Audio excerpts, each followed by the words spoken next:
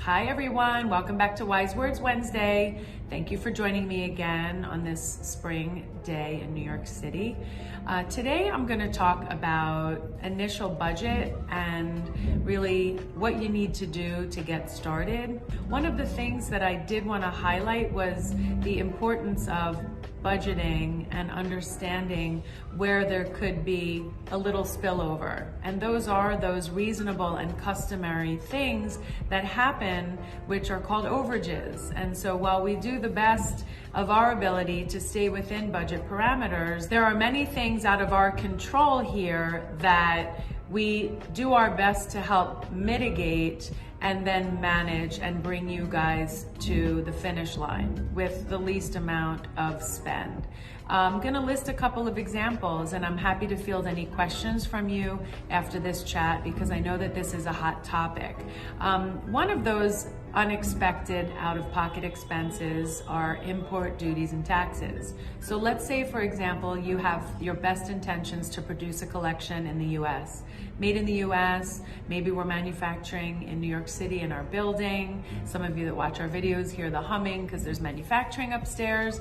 But we last minute have to change something to an offshore facility for whatever reason. Maybe it's a supply chain issue. Maybe we can't get the fabric here, or the trim is not able to be executed. Or maybe the yarn can't be fulfilled on the needle of a knitting factory because it's too chunky of a construction and it's causing tears and pulls and holes, and we have to move the entire sweater program off to one of our incredible factories in Southeast Asia. Well, once you move a program, while your labor costs might augment favorably, you still have to bring the goods into the US and go through out-of-pocket expenses that at that point in the game are immeasurable. And those are the things that we have to build into your costing log and your costing budget. Import duties and taxes are one of them. The next one is cost of labor. Cost of labor right now is a little bit of a crapshoot. Because back before the pandemic, we weren't being held so accountable to price quotations, and there was no expiration of a quote that we would get on a program, be it per yard, per piece, or FOB labor. Human labor is changing, regions are changing, labor shortages are causing an uptick in the labor costs, so that's also affecting certain things. But it's our job to help build your margin structure, so wherever we can offset those increases, we will do our best and we will suggest the solutions in order to achieve that. And then lastly, sampling. Sampling costs money, and that stuff can rack up. And I just want to make sure, and all of you guys that have been following us from the start and watch our blog series, that sampling is a necessary process in order to get from fabric to finish. You can't just say, hey, I have a great idea for a pant, make me a sample, and then I'm gonna put units to it, and it just shows up at the doorstep of a distribution center.